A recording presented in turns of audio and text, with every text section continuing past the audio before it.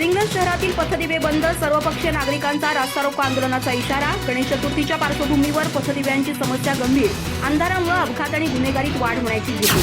गडिंग्लज शहरातील पथदिवे बंद असल्यामुळे नागरिकांमध्ये तीव्र असंतोष पसरला असून या परिस्थितीचा परिणाम गणेश चतुर्थीच्या काळात मोठ्या प्रमाणात जाणवणार आहे. सर्वपक्षीय नागरिकांनी या समस्येवर तोडगा न निघाल्यास 6 सप्टेंबर 2024 रोजी सकाळी 11 वाजता दसरा चौक इथं रास्ता रोको आंदोलन करण्याचा इशारा दिलाय. गडिंग्लज शहरातील पथदिवे बंद असल्यामुळे संपूर्ण शहर अंधारात असून अपघात आणि गुन्हेगारीच्या घटनांमध्ये वाढ होण्याची भीती निर्माण झाली आहे.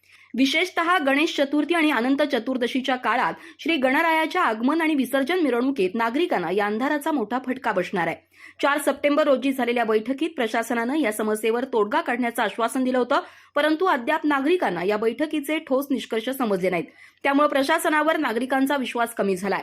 आंदोलनकर्त्यांनी स्पष्ट केलं की संबंधित हायवे अधिकारी आणि प्रशासनाच्या वरिष्ठ अधिकाऱ्यांनी आंदोलनाच्या ठिकाणी येऊन नागरिकांच्या मागण्या तत्काळ पूर्ण कराव्यात, अन्यथा आंदोलन अधिक तीव्र स्वरूप धारण करेल आणि त्याच्या परिणामांची संपूर्ण जबाबदारी प्रशासनावर असेल.